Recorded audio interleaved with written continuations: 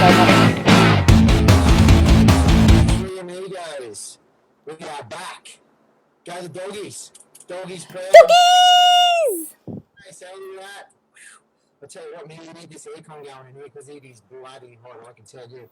Anyway, right, how's everyone been this week? Trace, we are starting off with you, hostess with the mostess. What's been going on the last week in your world? So I have been self-isolating in Rockhampton.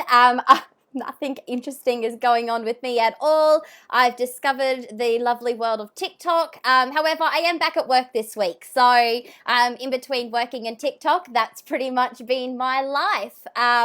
Just trying to organise some online stuff with you guys, obviously, and get the technology side of it to go.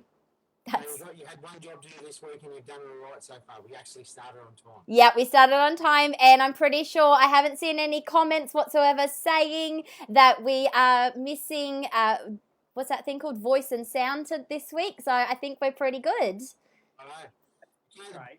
How's the boss going, other than being cranky and angry all the time? Andrew, what have you been up to, mate? I wouldn't be cranky if you weren't wearing bulldog junk. I'd have something. It's terrible, Andrew. It's horrible. And the one and only, mate, we are so stoked to have you on the show this week. We have AFC champion, ABT, Angler of the Year, tournament champion, guide, all-round nice guy, business owner, the one and only, Callum Munro. How you going, brother? Yeah, awesome, mate. Thanks for having me. Should be good. Should be good, mate. So what have you been up to? What's going on in your life at the moment? Not too much, mate. Sort of, the charters have obviously, that's gone to crap at the moment. Obviously, the they've shut down, so I'm not doing any of that. I've been doing a bit of social media marketing as well, and that's sort of died in the bum as well because of everything that's happened.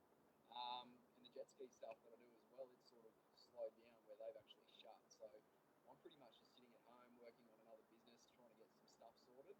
But it's all right. I'm sort of sitting at home just chilling out, working on that, which has been pretty good. Pretty good. Well, that's cool, mate. Hey, we started off our comp this week. We started the Back to the Future. We've seen today we've had a heap of stuff going on. Obviously, Gail's yelling in the background. Gail, arrived. If you want to yell at me, that's the point. Troy said he can't hear me. He can't hear me, apparently. Well, both sounds crap on my phone. That was from Ben Durkin. Hard to hear people. Quiet, Tracy. Okay. Are we back in? Are we going? Yeah, so maybe guys turn your volume up. Or down. Matthew talks stupidly loud. You can hear me now, surely. Anyway, technical issues, you got to love it. You got to love it. This is how we roll. We've got the Back to the Future comp this week, and I see there's already been on today. There's been a few photos being put up. So how's that all going, Andrew and Tracy? That's your department. The Back to the Future comp? Yeah. So, yeah, the Back to Future comp, it kicked off today. So far, we've had not quite a few, but we've had probably about 3 different entries that have come in. Mick Chelepy, wow, you're loud. I wonder if it's because of my earphones. So, yeah, we've had about 3 entries come in. So, my plan of action for that is to be putting all the photos up on Facebook albums for you guys to go and vote for those ones. There will be a massive email campaign going out as well, which has got about 10,000 contacts in it. So we're really hoping that everyone in Australia will be able to, get involved on this competition while they're self-isolating at home. Right. That sounds pretty good. Anyone else got anything that's going on at the moment before we get into this? You've got a bulldog situation. Hey? You've got a bulldog situation. Obviously the shop's shut. We are using this time. Can you believe this? I'm trying to learn how to I'm getting in with the real world and trying to learn how to do video editing. So far, I've been on it 3 days. I've learned how to turn the computer on. I've learned how to get a video onto the computer. That's probably about it. Other than that, then I start watching YouTube and then I get onto fishing videos and I sort of lose track for a couple of days. Tomorrow, can you work on your editing of getting rid of the blue and white and the words bulldogs on the clothes that you wear? proud. We are proud. Hey, look, we might even win this. If they call it off this year, which I'm praying they do, it's the only time they ever do, we might actually still be not last. So we're sort of hoping at the moment. I was really, best news I've had all week is when they said they were talking about not taking on the points and they were going to start afresh. And I went, oh, that's great. So them 2 games that we've got locked in, they were like 3 games, don't count. Let's start it. Get her on Ireland. Mate, you know what us Bulldogs like? You get us on an island and all hell's going to break loose. I can tell you that right now. You guys will take anything, won't you? Don't bring any women or anything else, animals, whatever. Just don't bring them on board. Oh my goodness. Nobody's done that. Moving on. And Yeah. 100%. person. So we're just going to move on very, very quickly. So if you guys can see down the bottom of your screens, we've actually got a scroller. So obviously we've got Cal online, and we want, as usual, everyone to drop their questions. So any questions that you may have for Callum, definitely pop them in, because that is going to be part of our Support Your Local randomizer. So like last week, we will be giving one lucky person that puts a comment on there on our feed. We'll use the randomizer app, which is one of my favorite apps to use, and one of our lucky viewers will be taking home a carton of Great Northern from your local for that. So I've also got a secondary question that I've also put through. I didn't tell Motty about this one, but the secondary question, which I'll put out to you boys right now, which is a question that we had last week. And that question was, bait or lure or both, what's your preference and why? So Cal, let's kick off with you because you're really quiet. So what do you prefer? Do you go bait? Do you go lure? Or do you use a bit of both when you're out fishing? Definitely lures. That's pretty much all I throw. I used to drop baits when I was probably 10 to 12 years old. Absolutely loved it, but I soon progressed on to throwing lures and learning techniques and stuff like that. It's been pretty cool. So definitely lures for me. Rolling with those. What about you, Andrew? I don't mind using both, to be honest with you. I started off obviously bait fishing, much like Callum, and probably like everybody who's ever fished in their entire life. But I quite enjoy both elements, and probably my young kids play a massive part in that. It's a bit easier to bait fish, but as any parent probably knows, you spend a lot more time putting bait on a hook than you do actually fishing when you've got kids on board. But I don't know, there's something about it that I find a little more relaxing than I do lure fishing. You're obviously concentrating or putting in more effort when you're chucking the lure out. There's so many more elements involved in it, hence why it's harder to catch a fish when you're doing that. But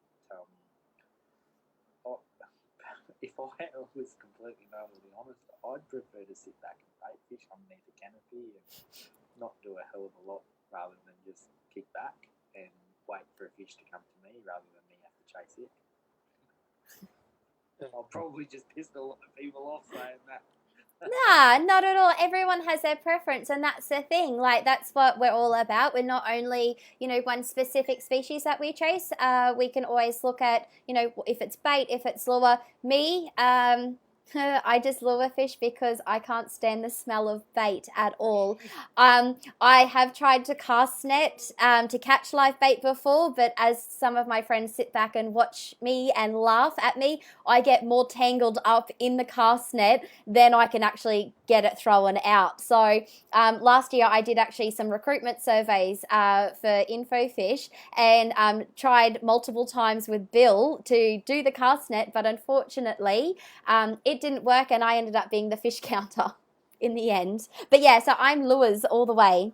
I just wanted to also say, a lot of people are saying that we've got some difficulties with sound. I don't know if it's because I've got earphones in at the moment. Yeah, everyone's like, Tracy, you're loud, and everyone is quiet, and you are loud and distorted. Not too sure. I wonder if it's because I got my fan on. Not too sure of what is going on, guys. But if I get you guys to have a look at your volume controls to see if we can try and work it out. As I said, like, I'm no technical genius whatsoever. I'm just trying to give this a crack, and all the feedback that we can get to try and make these ones a bit smoother is a good thing. Okay, so look, let's start on with Cal. We've got this special guest on here today, so we want to talk to him. Hey, mate, have you two guys got anything before I get into it? Obviously, I know Cal really well. He's known him since he was a little kid. Have you two guys got any questions you want to ask before we get into the viewers? For Callum, What's going on? Come on, guys, hit me. Oh, I've got questions. Sorry, I'm reading as well. go for gold, Tracy. You go, but I do have one. Right. Okay. So, my first question that I've got for you is, like lately, like a lot of actually, hold on. There's people that talk about different types of sayings and scenarios, and like they'll have in the bass world, I've learnt that there's different sayings that people use, and it's just particular for the bass one. Question, and I've asked a few people what this means over the last week, and they've never actually heard it. So, question for you, Callum, is can you explain to me what a poofed bass drag is? Hey, there we go. There's one from the viewers. And if there's a story as well. That's 100% Benny Durkin. He reckons when I come up barra fishing, I got spooled, or not spooled, but we're fishing Peter Faust Dam, have my bass drag on, and I hooked this like metre 10 barra, and it just smoked me through the trees. I couldn't stop it. So that's where that comes from. I know exactly where it's coming from. Cheers, Benny. Yeah, Ben was a very good sport and gave me a lot of hot tips about your fishing and everything, and different things to ask. But we do have a question from the audience as well, which is from Mark Atkins. He wants to know, what was your worst AFC and what dam was it and why? We'll get into that. We'll do some questions here first, and we'll get into those questions. Because we're leading on to that. We're going to lead into that. Right, okay, cool. Can I ask another question then? It's my own question, it's not an audience question. Am I good for that? Okay, so the other thing that I'm really curious about is this has come off the back of something that I have. So I have my first lure that I've ever caught a barra from, and it was up at Howard Springs in the Territory, and his name was Barry, and he was literally about this big, and the lure was nearly about that as well. It was actually on a reedy as little Lucifer. So I've kept that for a very, very long time, and it sparked the question that I want to give to you, because obviously you have also been fishing a very long time as well. What's the oldest piece of fishing gear that you've got in your kit, and does it still come out? Oh, to be honest, I don't think I've got one. I've still got the lure that I caught my first ever barramundi on. I don't know about the lures though, like FA Golden Dazzler, but I don't know if I've got any old gear, like the first ever gear that I used. What about even like shirts? Like, do you still have any? It may not be fishing gear itself, or do you have like, a shirt that was given to you that you're a kid, or even, your first reel or your rod? Do you have anything that you've kept that you might see in the garage and you're like, no, I can't get rid of that? I can't throw that away. No, I've got an old ugly stick that my dad actually got me for my 10th birthday for mangrove jack fishing. So that still sits in the corner of my bedroom. And yeah, it's not going anywhere. Definitely. Awesome. It's not pink. It's not the pink ugly stick, is it? Oh, Andrew, now that I see that you've got some earphones in, can I get you to have, sorry, like I do appreciate everyone being, I just want to see, yeah, if everyone can hear a little bit better and put their comments through to see if that can be a bit better. Nat's brought me in some headphones, so she'll want some credit for that. So oh, thank you so much, Nat. I do appreciate what you've done. No smoke blowing required. I was just saying a thank you. Oh. Grace. No, I do. Get me shot here. Yeah, I do appreciate what Nat's done for me this week. And that. Go, more smoke. Well, obviously you haven't been on Facebook, so yeah, there's. Well, I have. Yes, I know very well that you and me need to have a conversation, and you're in some trouble with me. But anyway. Yeah, there's a few more coming that way. So yeah. Beautiful. Yes. You got me, Callum. Can you hear me? Mate, I can hear you fine. We're sweet. I've got a question for you. Yep. I was on Matthew's boat a few years ago, and I've known Matthew for a long time, and I've actually never had anything that troubled him. Yeah. Now, I had a conversation with him about doing the dam, and I was talking to him about his fishing tournament exposes, etc., etc. Yep. And he quite literally let out to me that he has one problem in the fishing tournament scene, and that's Callum Munro. He said, if there's one person I don't like fishing against, it's Callum Munro. Yeah, that's true. I said, why is that? He said, because everyone else I reckon I've got grips on. He said, Callum, he'll just work something out that no one will know. I'll be fishing an event. No one will be catching fish, and that prick will have a full bag and be just catching fish everywhere. He said, I just can't, I can't fathom it. Yeah. I said, why have you come across this a lot? He said, every time I fish with him. So if you can just explain to Australia why it is that you have Matthew Mott wrapped up in a bag and nobody else seems to be understanding how you can put him in a position where he doesn't know what's going on, everyone will appreciate that. Well, I don't really know. I just know I put a lot of effort in. When I was doing tournaments flat out, like I was always out there 2 weeks prior, pre-fishing a lot. And by doing that, you sort of know areas and you figure out stuff. And then the next year you can sort of replicate that. And by doing that, you sort of get a database up. And then you learn spots where these fish are going to hang out. And then for those comps coming up over the next previous years, you've sort of got those spots to go back at. And that's all I did, really. I just really nutted down and started to learn certain techniques. And yeah, that's where it comes down. I learned a lot off Motty as well. Like, don't get me wrong, he taught me how to ice jig. That was... Oh, do not give him credit. No, he was all good. He taught me how to do it. It was that was definitely one of the tournament secrets that a lot of people don't know, still know how to do. So it's really cool. I'm sure we'll get onto that later on in the session. So. Actually, the first time I ever met Callum, we were in AFC. It was at Barumba. I'm not sure. It might have been 2010, I reckon it might have been. Anyway, back then you didn't know what was, you weren't told what fish you had. We were all fishing. If you had those 2 or 3 comps, you had a half a day to pre-fish, and then that was it. And it was very intense. It was probably the most intense thing I've ever done as far as fishing goes. And we went out and I struggled. I got my 2 fish, but because you don't know what anyone else has got, and I honestly thought that I was getting kicked out of AFC. That was my dream. I'd been in it 3 or 4 years, and I was gone. And I had done this big speech to camera how I'd lost it and blah, blah, blah. And even when it comes to the weigh-in, none of us knew until it actually was put onto the scales. So that was fine. I end up, I think Harry might have won and I come second, and I forget who ended up getting kicked out. But I met this little blonde-haired, pimply, snuggly-nosed kid who's about 11.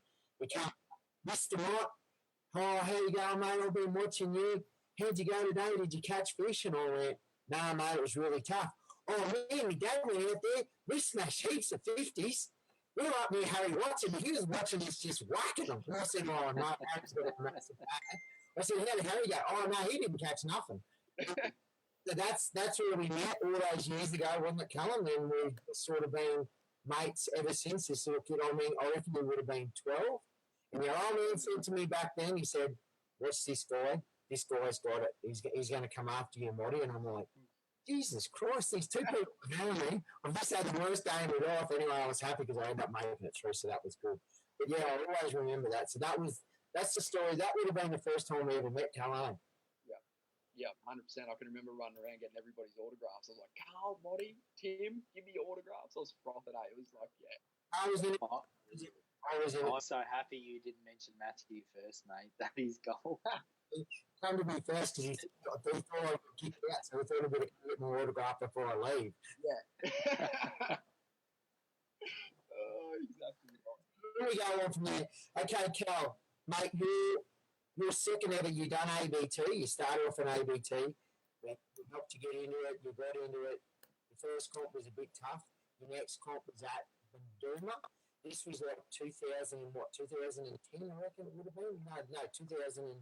No, I think when I first met you, I reckon it would have been 2 years prior. I'm talking about that. You first started doing ABTs. Your first comp was a bit tough. Your next comp, you go to Banduma. I remember the old man going there. You didn't have a license. Bugging me down. You end up come from Peru. You sat on that point. Mate, tell us a bit about that comp. Here you are. You didn't have a license. Your dad was dropping you in. You didn't know anyone, and you come out and you smoke it. And this is when all the top guys were there. This is when it was full on. ABT was full on. Tell us about that. Sort of 60 boats in the field. There was you, Carl Jochimson, Tim Morgan, like all the big names were sort of in that comp. And I sort of just fished up the Boyne on this little bit of a point. And pretty much a lot of people just drove straight past it, didn't really realise there was fish on this point. And what we were doing, we were sweep hopping little VX blades and little Berkeley big eye blades. And I pretty much just sat on that point the whole time, and I just didn't leave it. The second session, I got my 2 fish on the first session that put me up in pretty good stead. And then coming into that last session, I was a bit worried because I didn't catch any fish in that second session. But on the third session is when it really all just clicked in. And I still remember it had Paul Taylor on the boat with me. He was shaking, mate. I got 2 fish. They were only small, only like 900-gram fish, but yeah, it was really cool. So I'll run you through sweep popping techniques in a minute. It would have been in about, I reckon, 2012 because it had flooded. Yep. Fishing was really tough because it was dirty. And do you also remember what you did on that second session? I can still remember it now.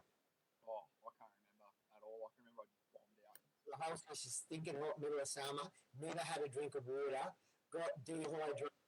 Your dad came back, we were worried, we thought we were going to have to take you to the hospital. This is his first ever comp. Because he forgot to drink because he was so excited and so intense. Because of how you were back then, mate. I can remember that. I can now you're jogging my memory. I can definitely remember me getting back, and I was like, oh, this is all bad. So Yeah. I remember I was all out of it for sure. That was your first win, and from there you must have thought that it's, mate, I'm going to smoke these buggers. I'm going to, second comp, I've actually took out a comp, and I'm going to smoke them. What happened? How many comps did you win after that? Go away. Yeah? But what you did do is something that is the most highest accolade that you can get in ABT. One of the most highest, other than the grand final. You won the Angler of the Year, mate, which is something that's pretty awesome. Tell us about that season. Yeah, so I was actually the year before. I'll start with that because that's what really got my drive in. Like, you're always the guy that was sitting at number 1, and I always wanted to be up near sort of thing. You were like my challenge. And then there was Dan Clancy, Peter Phelps, all these guys from down south.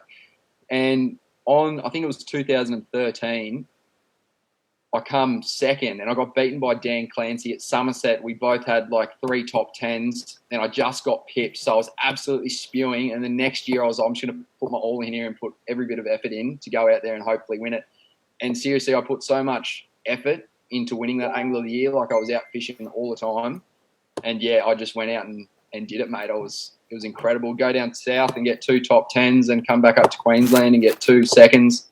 Get big bass in 3 events. Just, yeah, it was good. Beat by a couple of points. What's that, mate? Sorry. You beat by a couple of points. Oh, I think I bet you a few points. I don't know. Actually, I can't remember, but it was. A prick. I can remember by the end of that year, I was number 1 and I won Angler of the Year, and that was all. I was like, I beat you. I finally beat you. And you also did from there. You went on and did AFC. How big that back then? I don't know if people these days, but I mean, I would have guys. I mean, you're only talking 7 or 8 years ago, but it was the pinnacle. To get in AFC in the original days, you either had to win a grand final or win Angler of the Year. Only way to get in. So, how did you go with? Obviously, that must have been a dream come true, being able to get in. Yeah, mate, that was honestly probably one of the best parts of my whole life, to be honest. It was, I didn't get in by like Angler of the Year or like a grand final winner or anything. I just got off on rankings. So I was actually driving down to Maroochydore at the time, and I got a call from Steve Morgan to say, are you keen to do AFC? And that was my dream since I was like 8 years old, was to be on that TV show. And it seriously just made my world. It was just insane to be able to get on TV. It was just incredible. Yeah, well, tell some of the stories about that. You know, where did you fish? What did you do? Who did you fish with? I think you fished with, was it Dean the first year? Or? No, it was Steve. It was Steve Kanowski on the first year.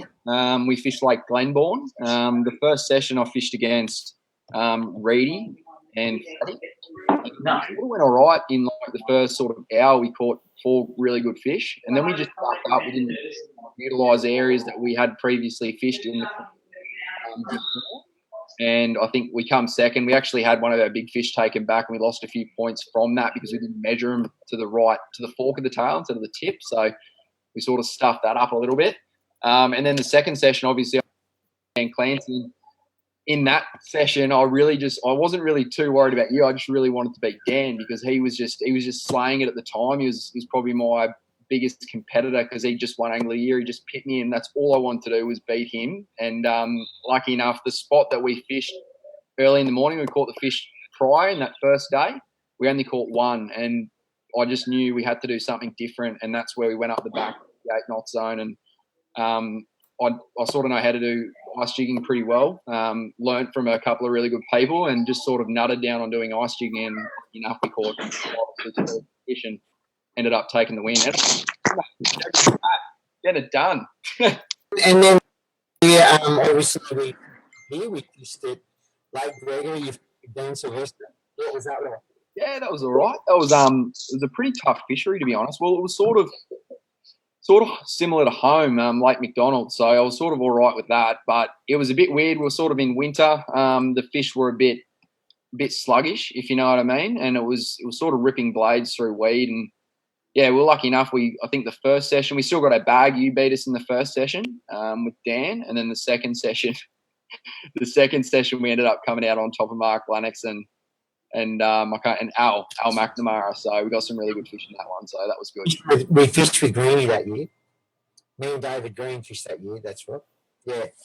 And then, mate, obviously then you go and win Angler of the Year. And then the next year, they changed the format. And we're trying to let people know about the highs and the lows. Because they always see on Facebook how great it is. Mate, you did get invited back. That must have been something that was... You talked about the high. How did that feel? That was kicking the guts, to be honest. So I won Angler of the Year. That's what you had to do to qualify. Ended up being number 1 in Australia. So that's the rank that would get me a qualification. But obviously the directors went a different way. And, yeah, I didn't get the call. So I was pretty off it. But since then I sort of left the scene a little bit for a few years. And now I sort of come back in, not really doing too many tournaments, but... yeah, just doing a bit of guiding and doing a couple of tournaments here and there. So, tell us a bit about the guiding then. So it's something that I try to talk you out of because it's a tough game, and I said it's not all beer and skittles. But mate, you got into it a few years ago. Tell us a little bit about that. Give yourself a little bit of a plug now about your guiding. Yeah, man. Well, look, it's taking people that haven't done this sort of fishing. It can be quite tough and frustrating because you're trying to teach people obviously certain techniques that it's taken me sort of 10 to 15 years to learn. Like you can't just learn it like that. And I didn't really understand that at the time. I just thought I'd be able to teach people really, really easily. So with that, I still take people out. I get a lot of tourists that come up from Noosa and we take them out to beautiful Barumba Dam and go and show them how to catch Australian bass or Saratoga and, yeah, just show them a good time. I get a lot more tourists and people that really, really, really want to learn. And with them, they're sort of cash, but with the guys that I want to try and teach, I've got to try and nut it down and really teach them well. So, can I ask you a question there, Callum? You mate, if I watch what Matthew does as a guide, when I go fishing with Matthew, I don't think I go fishing with Matthew as a friend. I'll probably go fishing with Matthew a little bit more as a guide than a friend because he's pretty instructive in the things that I should be doing different to what I'm actually doing now. Yeah. When I watch what I see of you as a person more than a fisherman, I see that you're not looking at what you're doing, but you're looking at what's happening around you. And that's one thing that I think Matthew does different as a guide than 20 other guides that I've been with. Yeah. How hard is that to adapt? When people have this expectation, you're going out fishing with a guide, okay, I'm going to catch fish. But as a guide, my perception of that is you're not looking at it that way when you see a customer. You're looking at how you can improve them as a fisherman more than you are, I need to get them to catch a fish. Is that what you think of that? Or do you see... Because if you can teach them something and they can, like, even if the fish aren't steaming, but like on the good moon phases and stuff, when they do steam with those techniques that I teach them, you're just going to go out there and catch so many more fish. And that's what it's all about. You've got to teach people what fish do when they shut down. What are you going to run and gun? Are you just going to sit there and hopefully wait them out? Or there's a big wind change come through and you got to try and teach them how to target like really inactive fish where you do sweep hops or dredging or something like that. And people just froth when they see that sort of stuff. Even if it doesn't catch them a lot of fish, to do that is really cool because then they take that away with them and they can go and use it and utilise it themselves for sure. Are they things, I mean, you'd probably, I reckon, have as a guide, and a lot of other guides would say the same thing, I reckon, where you're going to see what someone's doing on your boat it's nothing to do with whether they're catfish or not, where you see them progressing as a fisherman. It's when they start to understand what's happening in front of them and what they need to do in reaction to that versus I just need to catch a fish. Yeah. How hard is it to teach someone that when you said before it's taken you 15 years to start to understand what that is? I mean, that as a guide, when I see someone who starts to develop those skills, I sit there and think, man, you know what you're doing. And you and Matthew are both two of those people. I mean, I've only ever known one other guide who I've been with, and that's Andrew Mead up at Townsville, who seems to adjust what they're doing for what the customer's doing. How do you think an average fisherman can take that part of it, which it's not so much about catching a fish, because one fish doesn't really mean much, but adjusting what you're doing to make sure that you're doing the right thing to put you in the best position to catch fish for the situation that's in front of you. How the hell do you teach someone that in 8 hours or in a day charter or 2 days charter? That's impossible, but you guys seem to still pull it off. Yeah, it's good when it does pull off. We've had some sessions where obviously it doesn't go that well, and we only catch probably 10 or 15 fish, so it's pretty tough. Like, that's tough going that's a tough day. Like, seriously, like 5 to 9 hours, that's pretty tough fishing. You go there and catch 50 fish on a good day. So it's sort of like what I try and do is, obviously I know, like, I fished Barumba Dam for so many years now, and I know where they sit at certain times. And if you know what these fish do and learn how to pattern them over a certain stage of year, you're just going to be in good stead to take people out there and teach people how to use these techniques on active fish. I don't like it when they transition, like especially in autumn when the fish move from all their normal locations, like in 10 to 20 foot, and they're all going out to try and school up in the main basin. And when they do that, it's an absolute mission to find them. We've had a couple of days out there fishing with people, and it's been a struggle when that happens for sure. So, but yeah, like you said, mate, it does get pretty hard, but you just got to take the good with the bads for sure.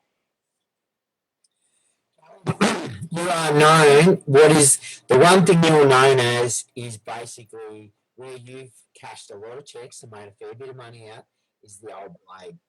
Mate, the blades, they're the best.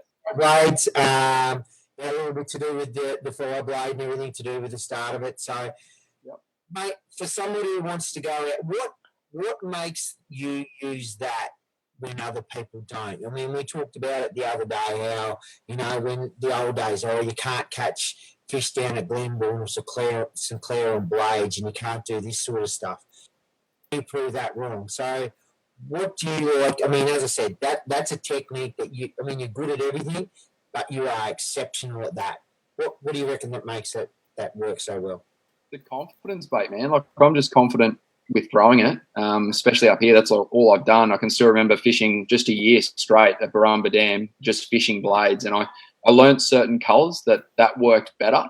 And by doing that, I believe all Australian bass are the same. Like, even though New South Wales fish are a little bit weird, how they got different baits and stuff, but they still react to blades. I fished a Megabuck series, and that's pretty much all I fished down there. I ended up coming third, and nearly took it out. I only lost by like 200 grams, and that was all on blades. So they definitely work. You just got to put the time and the effort into working out those techniques, and once you've got that, you're good to go for sure.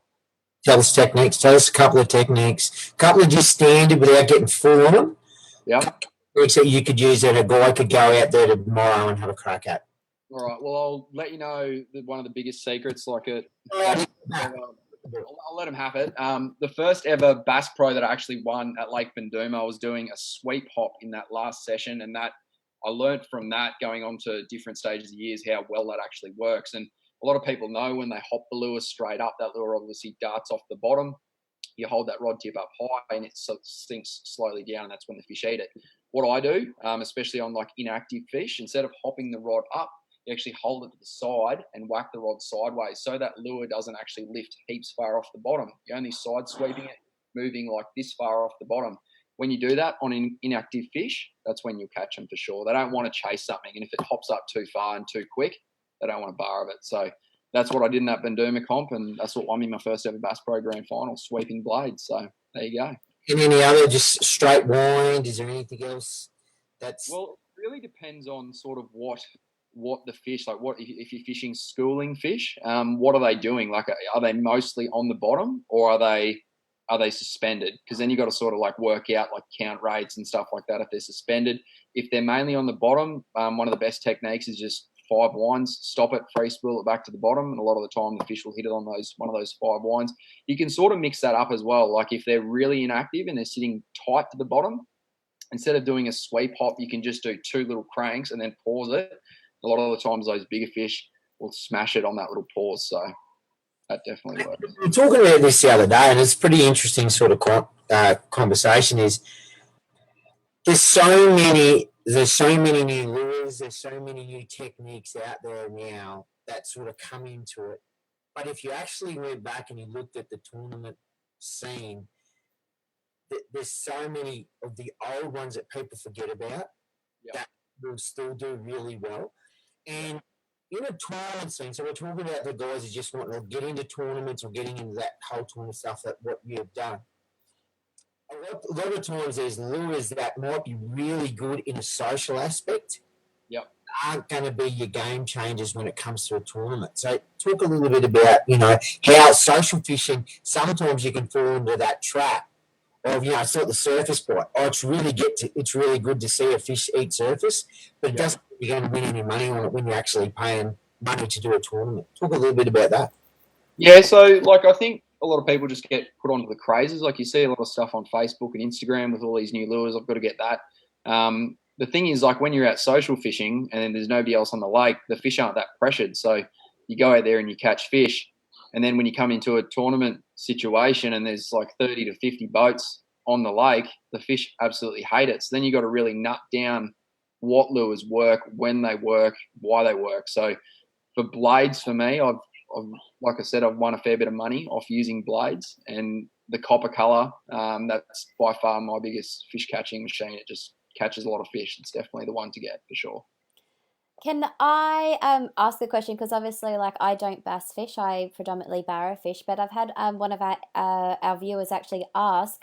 Jason's asked, do you retrofit blades with doubles to avoid snags? Could you explain that to me, what that actually means to retrofit your blade, and does it actually work as well? Yeah, so most Little Max or Fire blades, they usually come with like a double hook.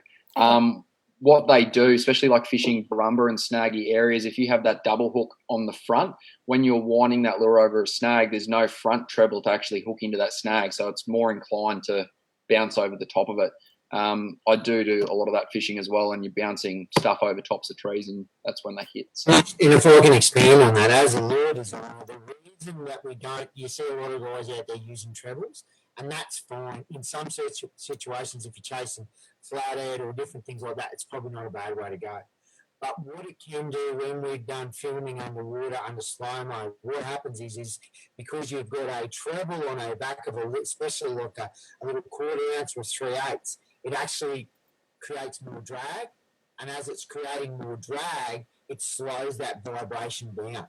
Because what you've got is you've got, when you've got your double on there, it's actually moving with the lure a little bit. But when you've got a treble, it actually goes against it, because you've obviously got it on a split ring or whatever, which goes against it. So it actually can deaden the action of the lure. And Callum's a lot, I know how Callum fishes a lot like me. We like to fish fast, when you can, good vibration. And that's why, for our stuff, why we don't use, and Little Maxes were the same, why you don't use that treble on the back, because it does deaden the action of the lure, especially those little fellas. Yeah, and that's why ZX blades, like those ZX blade hooks that you get, those ZX stingers, they work really well.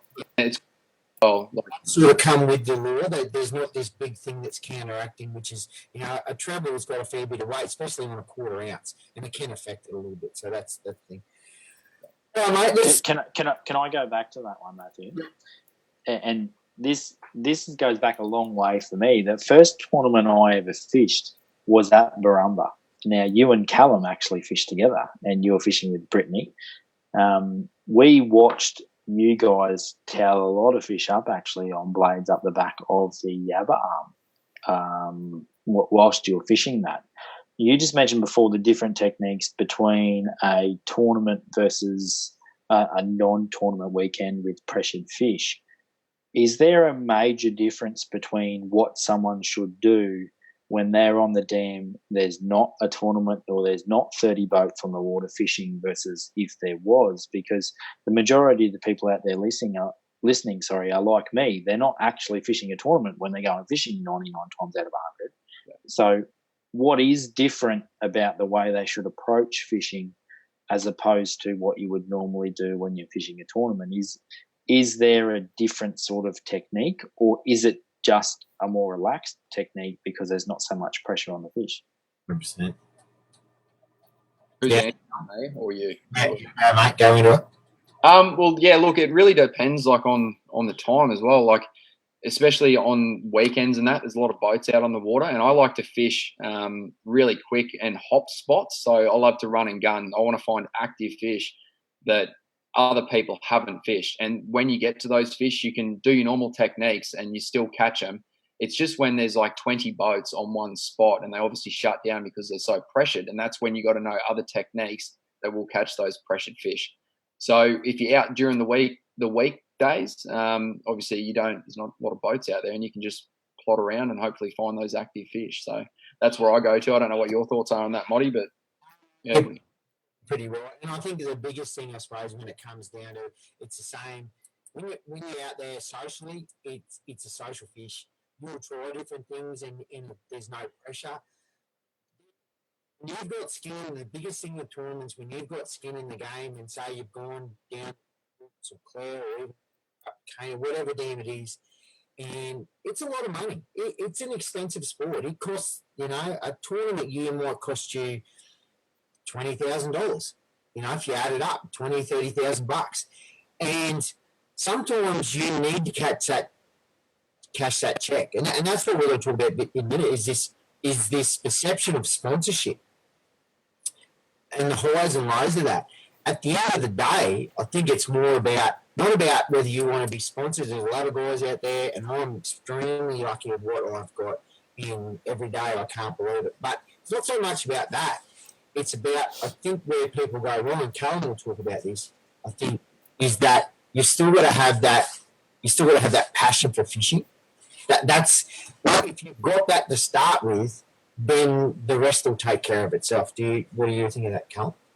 Oh yeah, definitely. Like, you have a lot of people that I've known over the time that come for 2 or 3 years, and they get all the sponsors and all the gear and everything, and then before you know it, they're sort of gone. I don't think they've had the passion from a younger age. They've just sort of gotten into it and gone, I think this is cool. I might go and give this a crack. And then 3 years in, they figure out, this is actually quite hard. And then they obviously end up disappearing, and we don't see them much anymore. So that's just what happens. You definitely got to have the passion there to be able to go out there and do it all the time. And I'm sure a lot of the viewers have got that passion to go out there and catch fish. So, and that's the thing. I mean, 10 years ago, it was probably the sponsorship deals then were really pretty good in relative terms. But now, mate, look at all the stuff you've done. It's tough out there now. No one's throwing you $1,000 checks anymore. No, definitely not. It's nothing like that. So that's just what it seems to be doing nearly with every brand. So it's pretty hard. It's not like we get $10,000 or $5,000 anymore. It's gotten a lot tougher. A lot of people just get gear, or they have to pay for gear, and that's just what's happening. I wish it would go the opposite way, but obviously companies are companies, and you just got to sort of go with them. So good things will come to those who wait. You've just got to, if you've got the passion, then people will get bored in it. Barra, you are a Mondrian guru, and you've been really good with the Ola too. We see a lot of stuff going up there. Tell us how you got into that, and what sort of brought you into that sort of thing. I liked barra fishing before I liked bass fishing. It just wasn't that big back in the day, and that was actually the first comp I won, was a mini box comp up at Lake Awonga. So I actually met you up there as well. I can remember you guiding up there for 8 weeks straight. So that's how I got into it, sort of fishing Lake Awonga. Got me hooked. I got a metre 24 in my first ever comp. So I was stoked, mate. That's what got me hooked for life. And now I go up there whenever I'm not guiding, or that's where I'll go. I'll go to Awonga or Mondrian and hopefully go and whack some big barra. For the people, if they want to go fish to Awonga or Mondrian, how much different do you fish different in those two dams? Or is it just the two dams look different, but you actually fish them the same?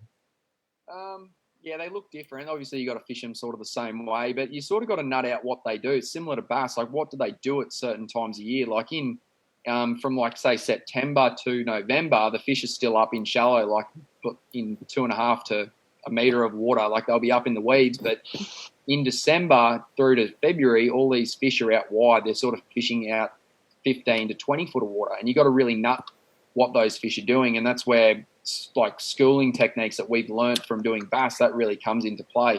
And a lot of people don't understand that. You got to move out. This is what these fish do. They don't like sitting up in that hot water in January and February. Well, this is what I found, especially at night. You got to move out wider, and yeah, that's how you get them for sure.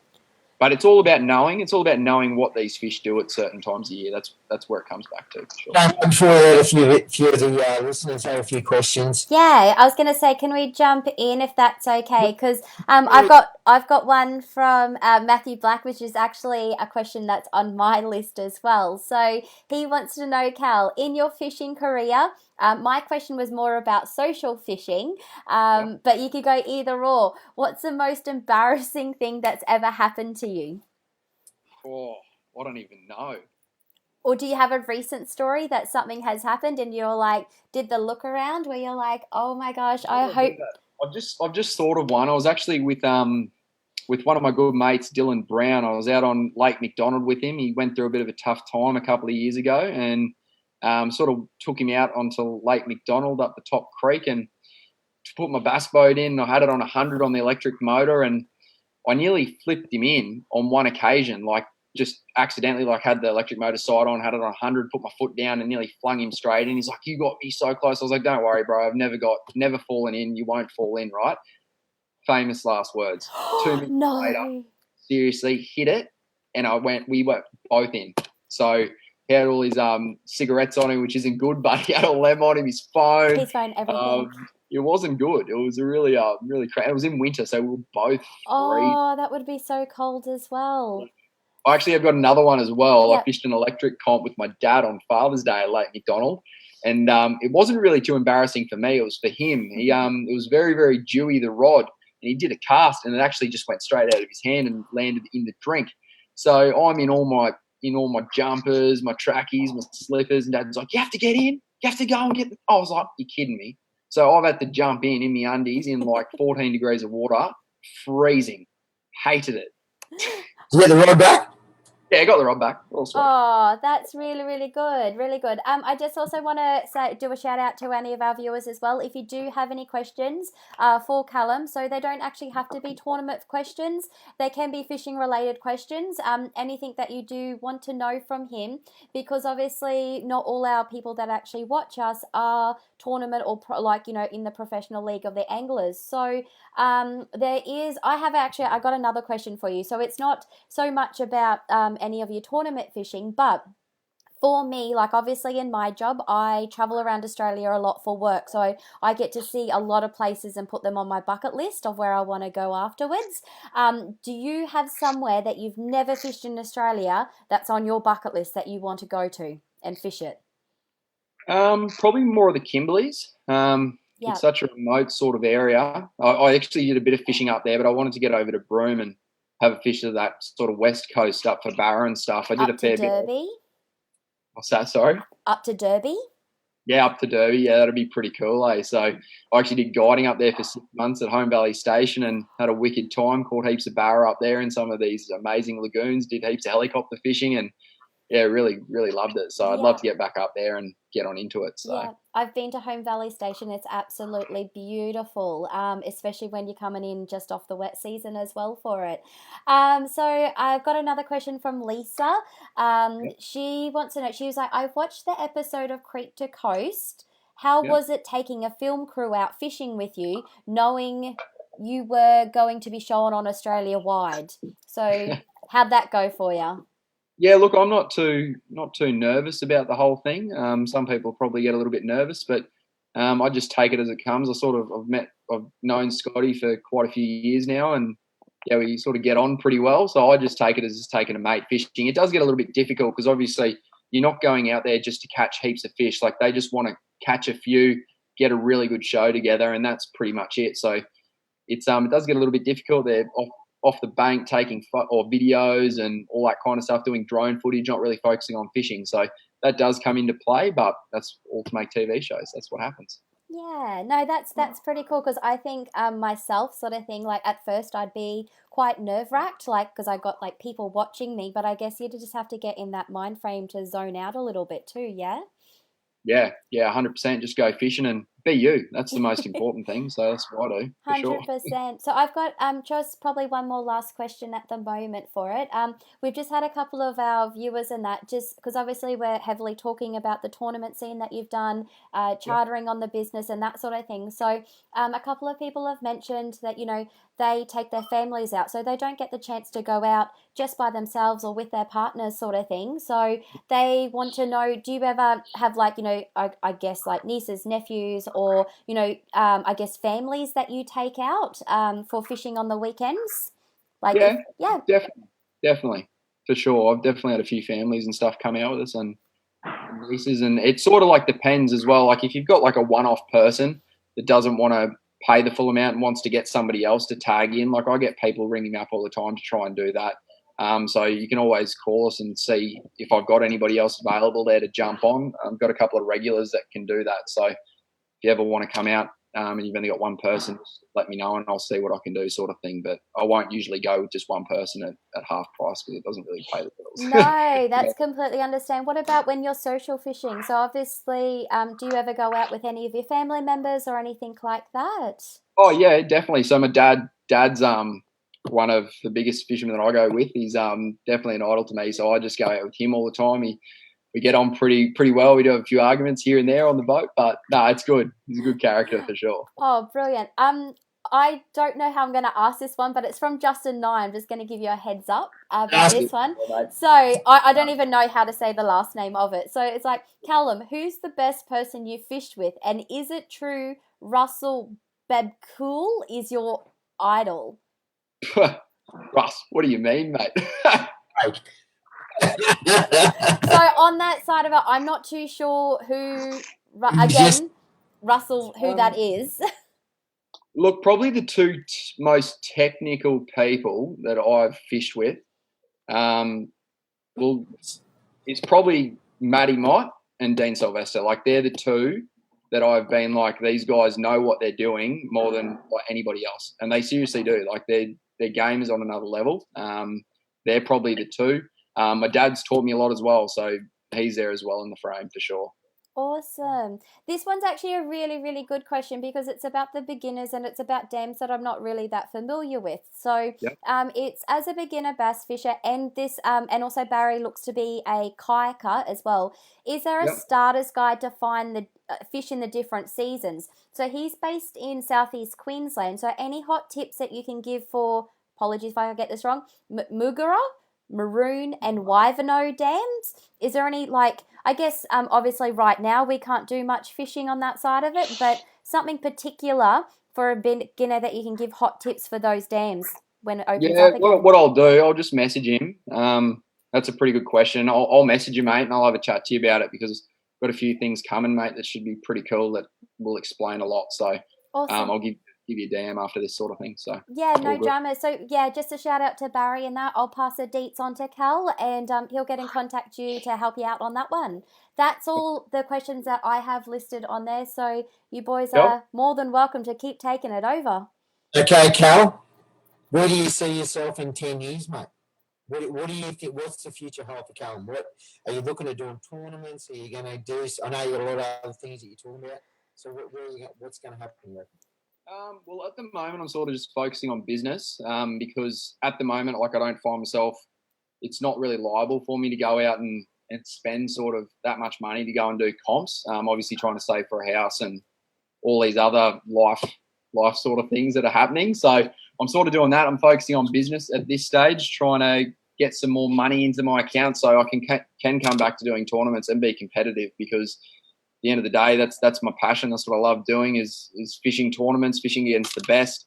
I want Motty back there. I want all the big names back there. It'd be pretty cool. So it'd be like a big reunion. So it'd be good. Oh, what's that cricket? Can I interrupt there for 2 seconds? Yeah.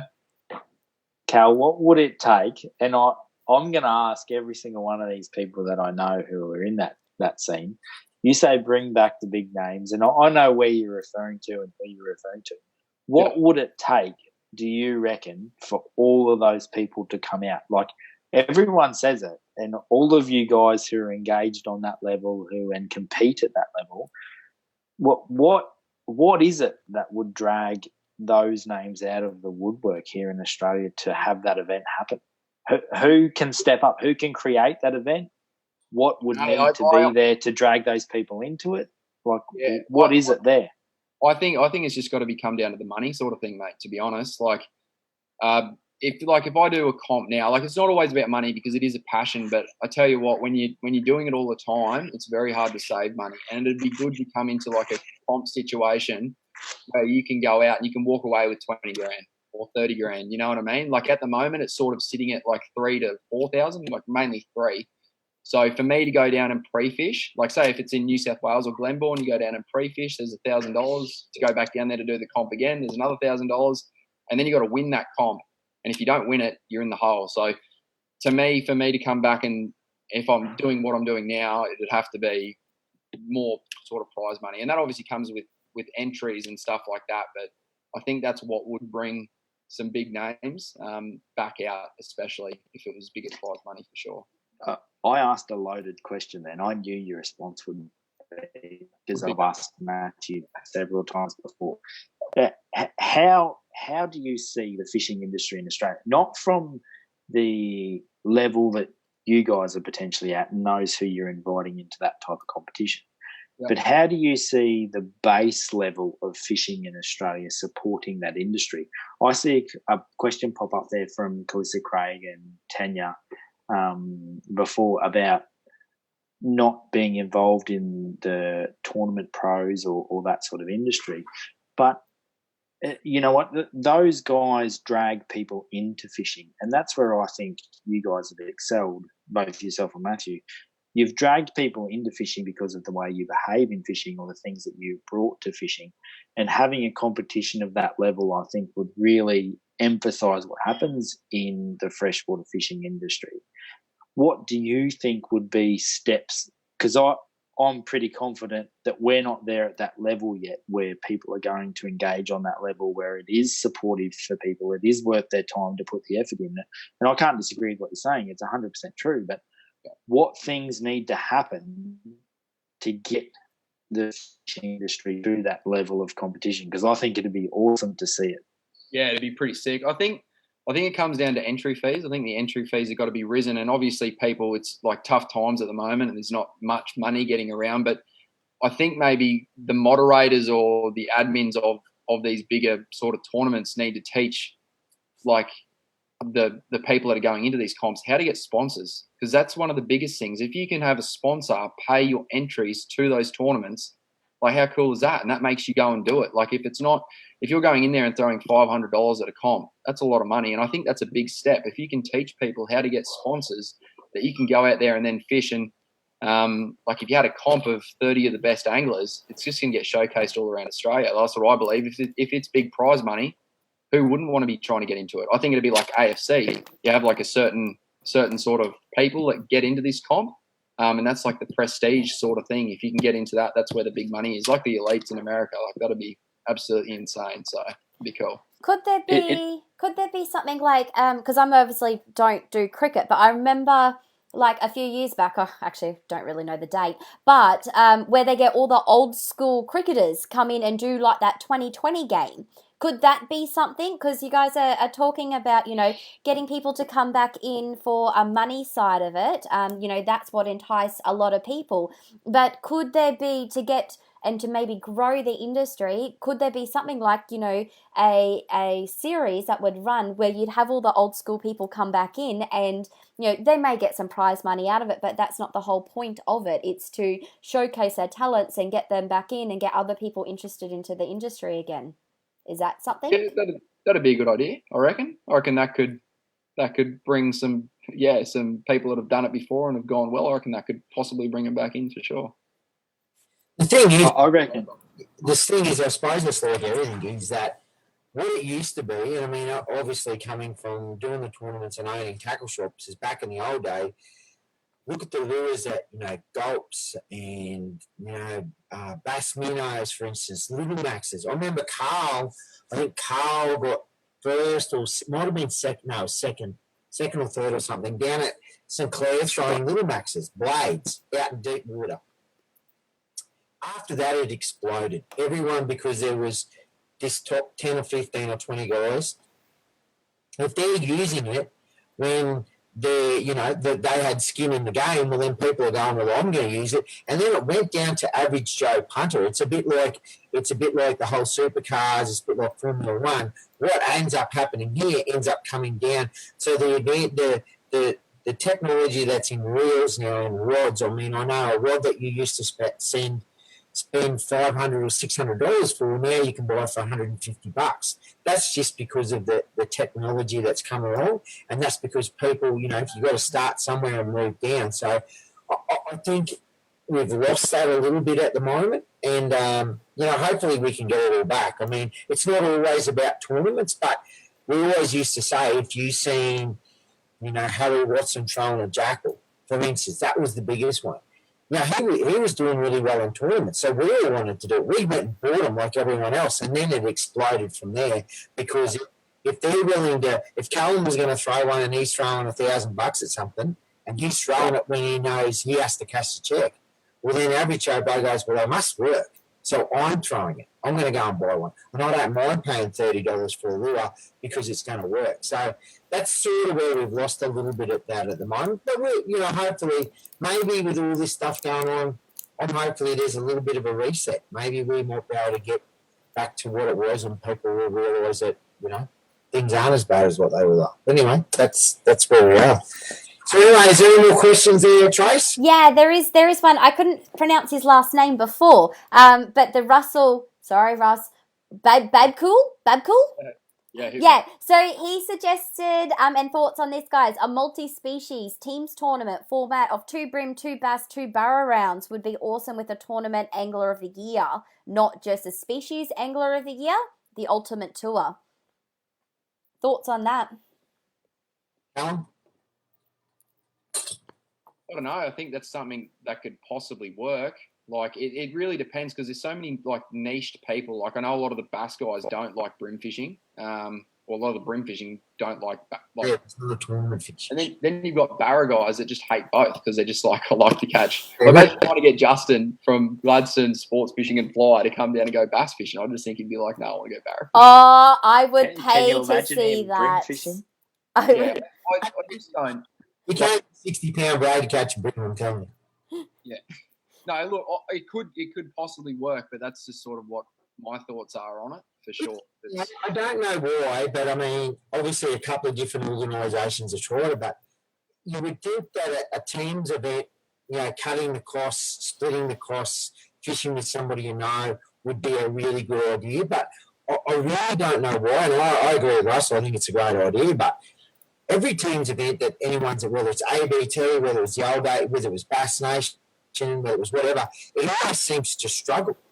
What they get, the teams should come through for a couple of, maybe 2 or 3 tournaments or a season, and then it just drops off. So I really don't know why. It's just an Australian thing. Can I say, I reckon you've hit it there when you say it's Australian thing. Yep. It's nothing to do with there's nothing there to support it. I'm a really strong believer in that the support is based around the top level factor, where 99.99999% of people who fish in Australia are interested in top level. They're interested in, I want to go social fishing. I want to have the enjoyment with my family. I don't want the pressure of anything else engaged with it.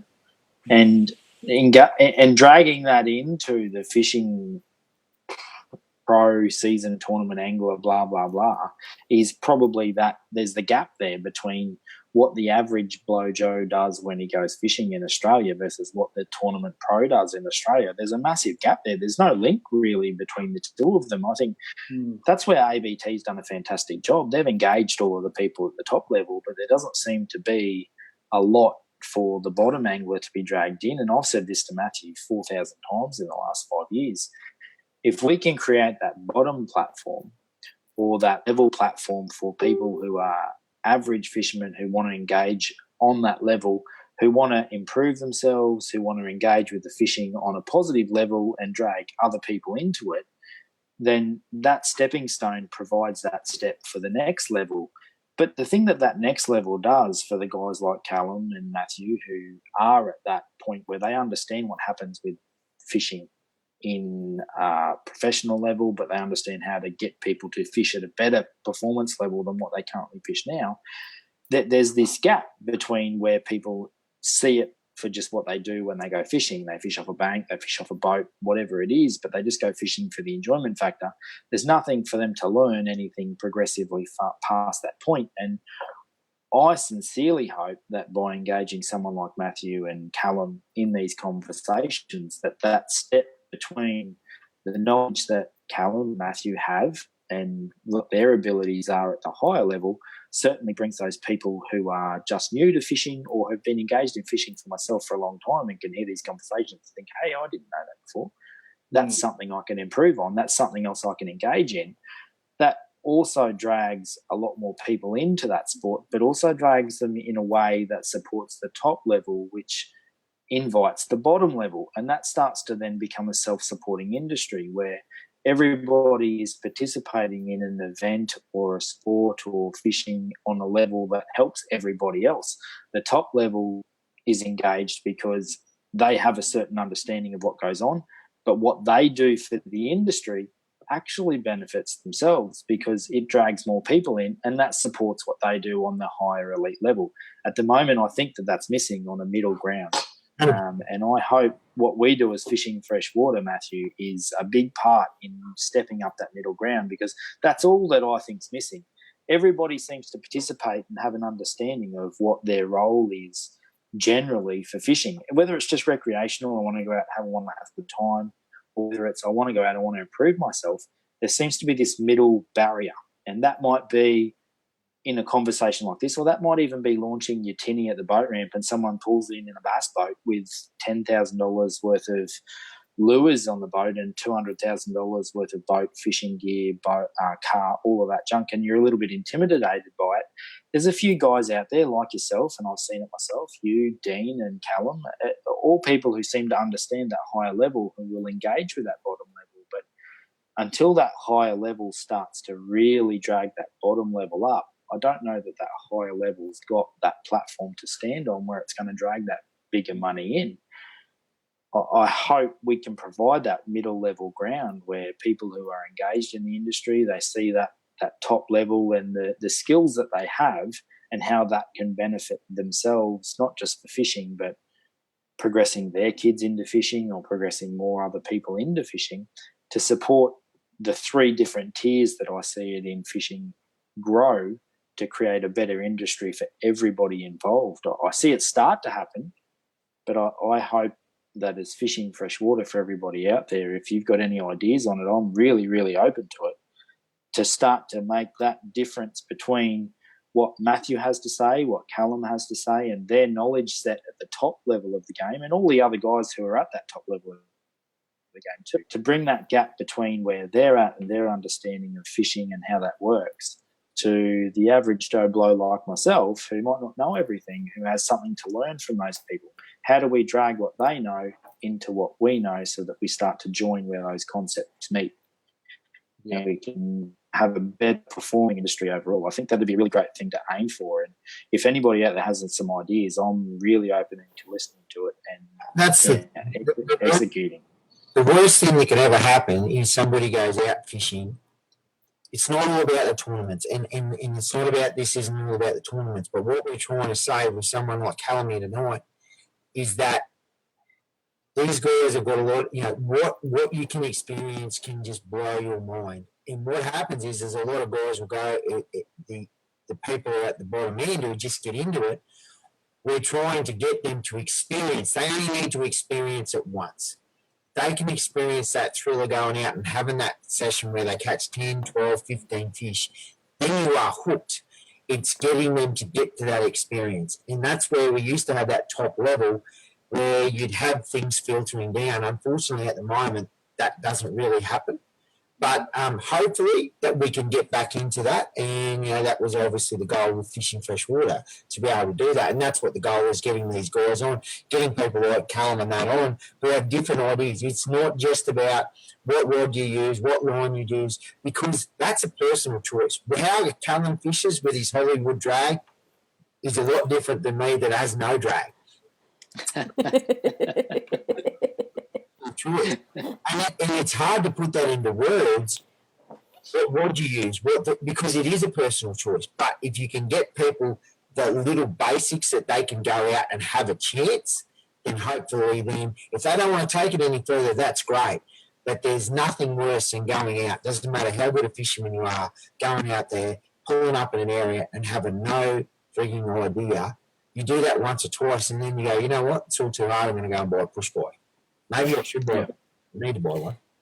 Can I say that I think the role for the average fisherman who wants to learn more, and if you're at that level and you want to be there, mate, trust me, I completely understand why you want to be at that level. It's you can engage on that level and enjoy it a lot. But for those who want to learn more, I think we could really do a lot as a fishing group, as a nation, to engage those professionals who are engaged at that level. And that's a guide. Jump on board with a guide. Get them to show you those techniques, what you will learn and what you will improve as a fisherman, and how you will grow as a fisherman and what you will benefit from. I'm telling you now, the $600 or $700 or $800 or $1,000 that you will pay a guide for the day to take you out fishing, the things that you will learn, you will not learn in buying that amount of dollars in lures over that time frame. I don't care who you are. I don't care how much experience you have. There is no way that the knowledge and information that's passed down from those guides, whilst you take them up on their opportunity of the 15 years like Callum gave his experience, or the 40 years that I know Matthew, probably even 60 years, have a look how great he is, that Matthew has experience on the water, where you will learn their techniques, the knowledge that they've gained over that time in that short period on their boat. There's no way you'll ever get that opportunity. It literally is money for jam. I'm not kidding you. The experiences you will get from taking them up. It doesn't have to be Matthew. It doesn't have to be Callum. Jump on board with your guide in your local area in the fishing that you're interested in. I guarantee you won't regret it. I don't know of very many people who have taken a guide up on the opportunity of a guided experience who have regretted it, who are genuine fishermen. It just doesn't happen. And I don't think that's what people really don't get, because they go out there and buy all the gear, but they don't have the knowledge to back it up. And that's what everybody's got to remember. Like, knowledge is power. That's how you Absolutely catch more fish. If you've got the knowledge base, database behind you, you go and catch heaps more fish. This is how we went so well in tournaments. We fished every single year for consecutive years, and by the end of it, we figured out what they're doing, how they work, and you go and catch them. And that goes for any sort of fish. Like you said, go and hook up with your local sort of guide and go out there and fishing. And that's a good point what you said. There's a lot of things that Facebook is the greatest thing that's ever been invented and the worst thing that's ever invented, because it is very easy now to go out and put a big photo, like Tracy puts a photo of a big bass, a big barrel on there, like that big, like 35 centimetres, and everyone goes, wow, she's absolutely smashing them. But what doesn't get put on is that might have been the only fish you caught all day. And that's the thing. There is nobody, I would defy anyone to say that there are days, you've had them, I've had them, in social fishing or tournaments where it just doesn't work out. You can go out just like average Joe, whatever, fish all day and absolutely skunk, have no idea what's getting on, drive off the dam and go, man, what happened? I got no idea what just happened. And that's the same. So that's what it is. You don't if you're at home now and you've been out the dam the last 3 or 4 times, don't think that there's some magic thing that we know. As Callum said, it's time on the water. You can go out, buy the best boat, you can buy the best gear, whatever. If you don't have that bit of knowledge and that time and going out and spending the time on the dam to go fishing and having a genuine passion for it, it's just not going to work out. It's the same as tournaments, it's the same as fishing, it's the same as anything. So, yeah. Trace, any more questions or Yep. ready for No, I just want to make a comment. It's not so much a question, but it's probably just something that Lisa's just mentioned. Like, Lisa's just had her boat for her boat license for only a year. She feels a little bit intimidated to drive the boat up on the ramp because of the bigger boats. And then, like, anglers are being in a hurry and made like it a bit scary for her on a personal level of that. So, I've been able to drive boats for quite some time without a license in the territory because it's not something required. Something that I have actually, I guess, like, bit the balls and gone and done, Motty, don't make a comment on this, is I've taught myself how to reverse. So I now have a little 385 tinny myself that I run in the Fitzy with and everything. And at times when there is more than 2 or 3 boats around, I am shit scared. My heart races. But the good thing is that I've always got support. Like, say, for example, I think it was John O'Bale at a Wonga. I end up going at a Wonga ramp from one side to the other side, doing a reverse.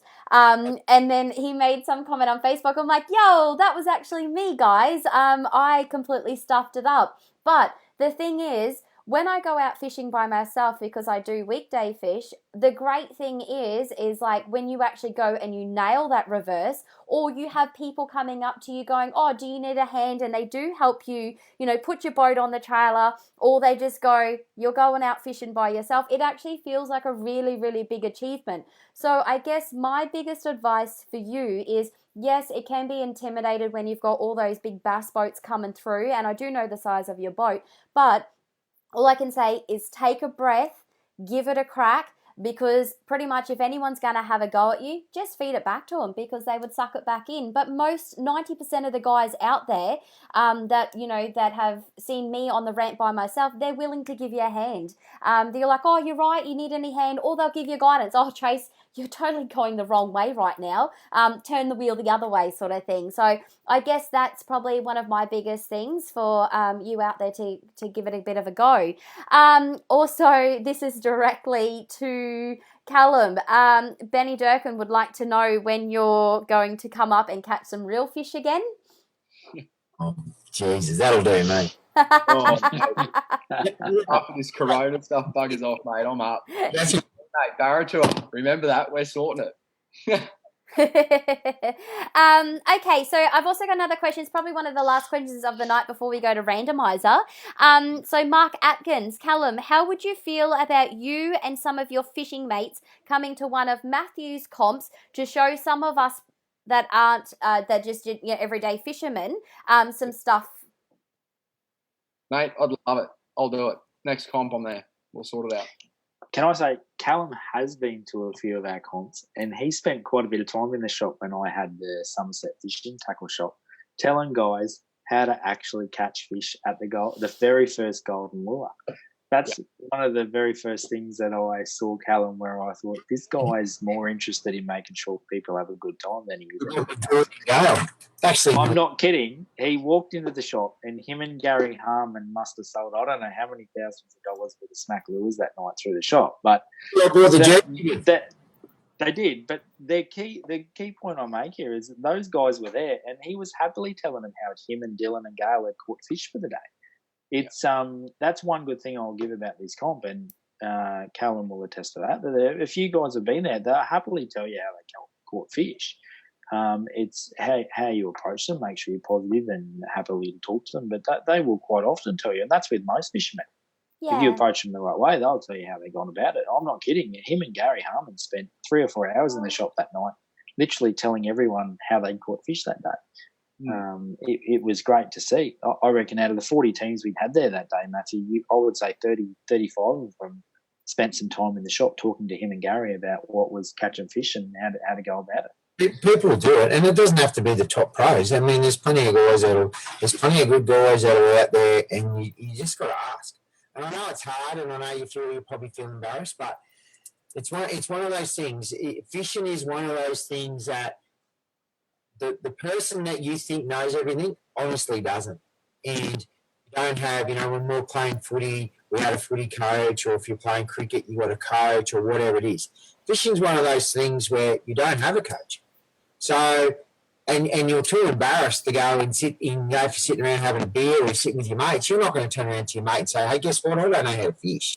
Because he'll laugh at you. But you know what? He doesn't know either. Because we've seen him. There's a very small percentage that do it full on like we do. And that's fine. That's our thing. You don't have to do that. But yeah, don't be afraid and don't be ashamed to ask people, because you will be surprised that the person that you're asking probably doesn't know as much as you do. So it's one of those things, bit of a misnomer out there with the old fishing industry, trust me. Yeah, I have to say, like I met Callum last year at one of the bass rounds. I can't remember which bass comp it was, but I do have to say, just from, I didn't know actually who you were at that point, and I had to ask someone. I'm like, who's that guy? Because, obviously I meet so many people. But I have to say, if you do see Callum, he is one of the most approachable people out there. So I can't even remember. I think we might have been up at Kenya Dam, I think, off the top of my head, or maybe it was Barumba. But yeah, so if you do see him around in that, I've never had a drama, walking up to him and be like, yo, blah, blah, blah, just having a chat. And not that I've asked you about bass thing. I'll be like, so who are you? What do you do? That's my usual go-to lines. Yeah, 100%. That's what it's all about. Like, I'm happy to have a chat with anybody, really. I love helping people out. That's what I do. So there's nothing better than teaching somebody, say at the boat ramp. I've had quite a few people do that. Oh, how are you catching them? And you tell them, and then they message you on Facebook and they go, man, thanks so much for that. Because I seriously caught so many fish. And that's what it's all about. That's what I'm here for. That's what Motty's there for as well, to help people. Because they're not going to gain the knowledge like what we've got being on the water all the time. Can I ask a favour of you two guys, Matthew and Callum? This will be good. This will be it.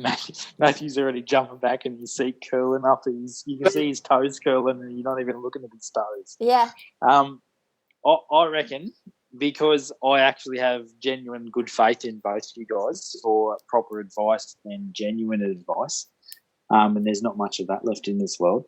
What do you reckon, everybody, about this segment becoming where we have at least one tip from Matthew and Callum moving forward about fishing?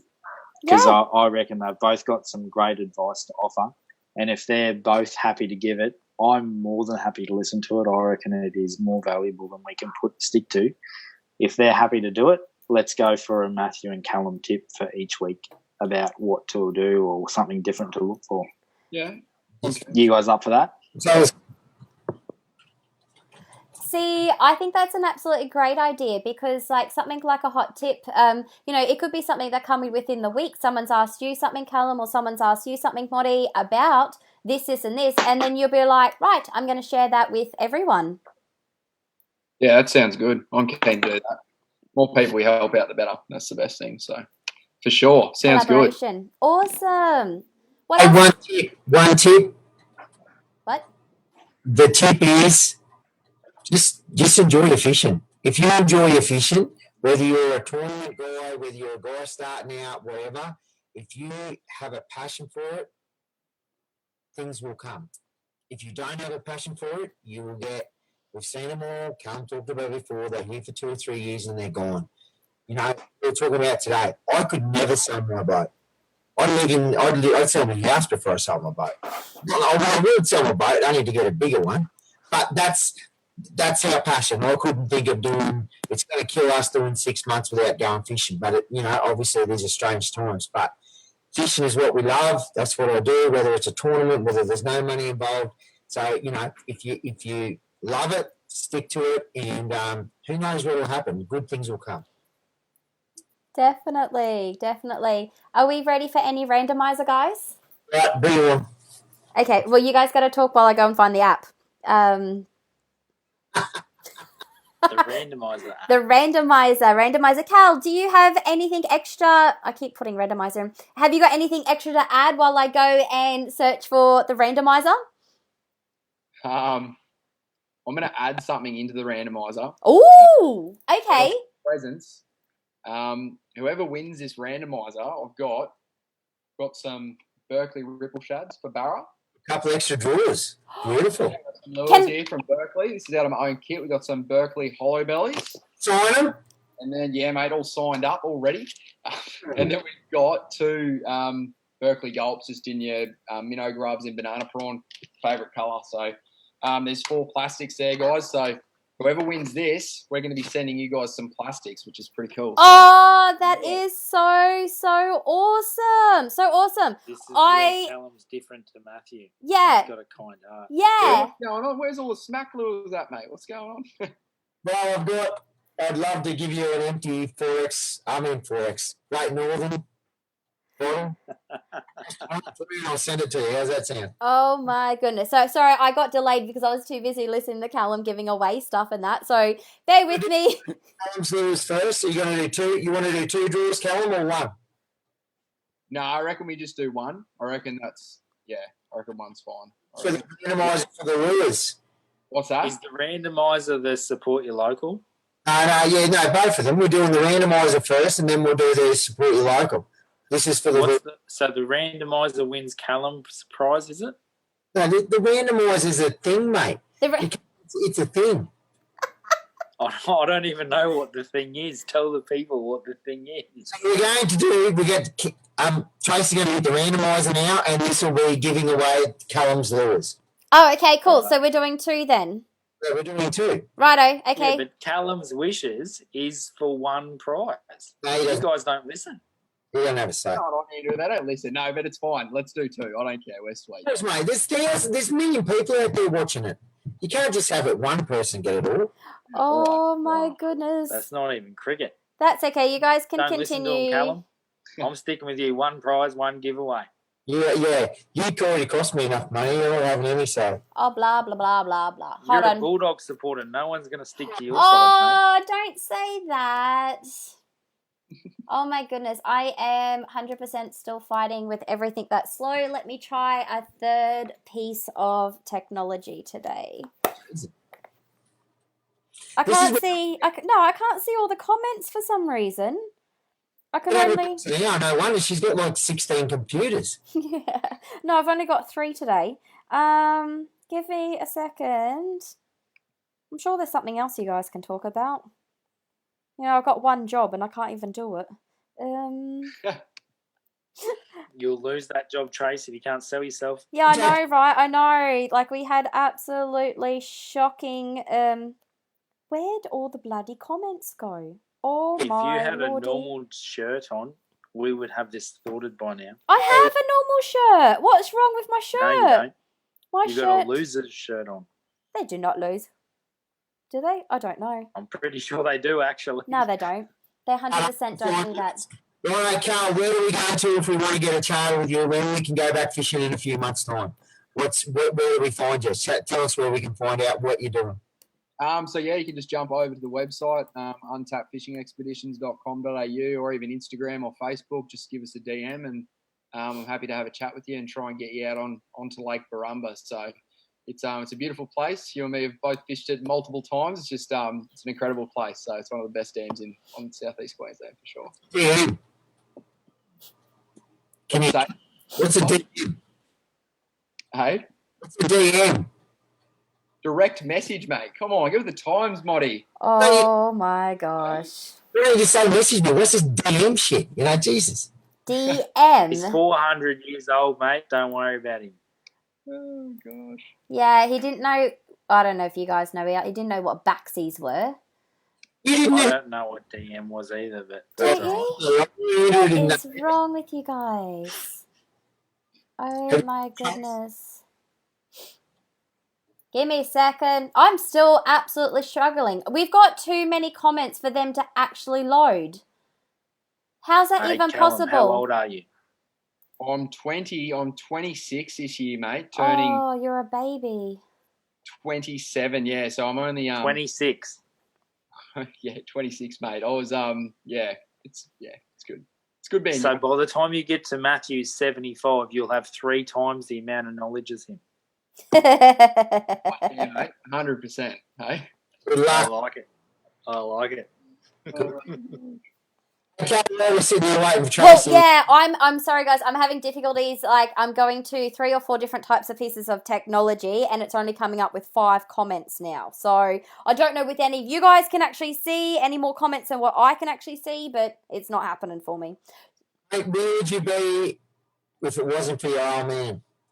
There's a good question. Are you trying to pick a randomizer from the comments, Trace? Yeah, yep. Can you see Where all the would I be? comments? Yeah. You want me to randomly scroll through one and pick one? No, well, I can do it. I want number 50. These two. Can you Then how find? do you number them? You just count like from there, like 50. Yeah, but they end up in different order, so where they come from. Oh my god, just go pick a really good comment then. Hey, Callum, can I ask you a question?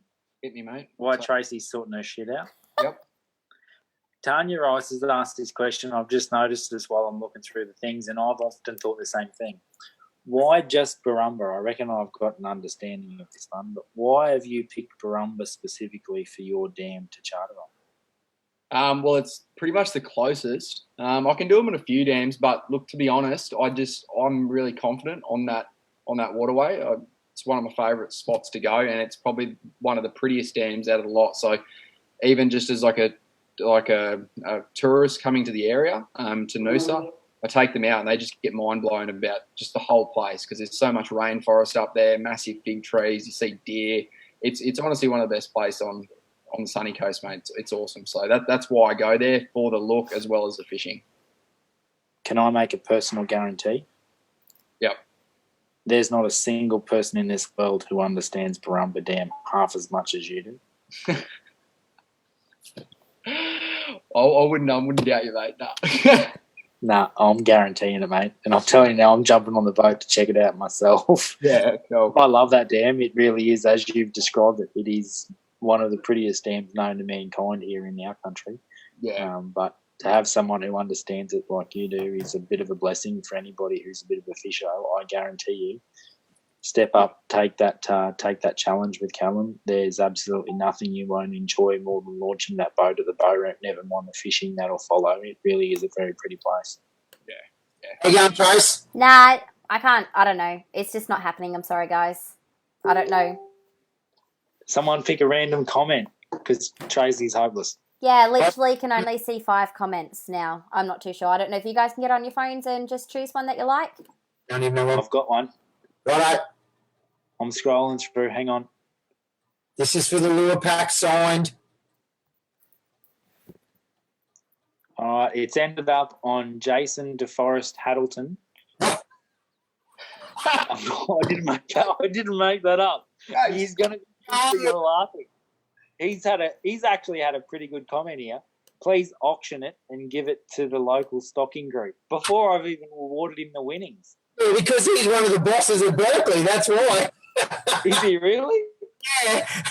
Oh my goodness. Redraw. Thanks, You're Jace. out. Thanks, Berkeley. mate. It's awesome. Thanks, Jace. We're going to do another redraw. Yep, redraw it. Redraw it. Yep. Yeah, Andrew, get one job. Hey, I did one job. It just turned out that it was someone who shouldn't win. No offense, Jason. Sorry, we like what you do, but We'll work Jason out. We'll get something to him. We'll get him a couple of smack lures. He might catch something. Yeah, one job. hey, I did one job. It just turned out that it was someone who shouldn't win. No offense, Jason. Sorry, we like what you do. Put their thing on. Jason out. We'll get something to him. We'll get him a couple of smack lures. He might catch something. You, Tracy? No, I don't know what is going on. Honestly, I think I've just lost internet. No, I'm telling you now. I actually There's a agree with question Tracy. there for you, mate. Hold on. I'm 7 to 100. Saying, what's your favourite colour in blades? You, Tracy? yeah. I don't know what is going on. Honestly, I think I've just. Just look at. We've got feedback going on here.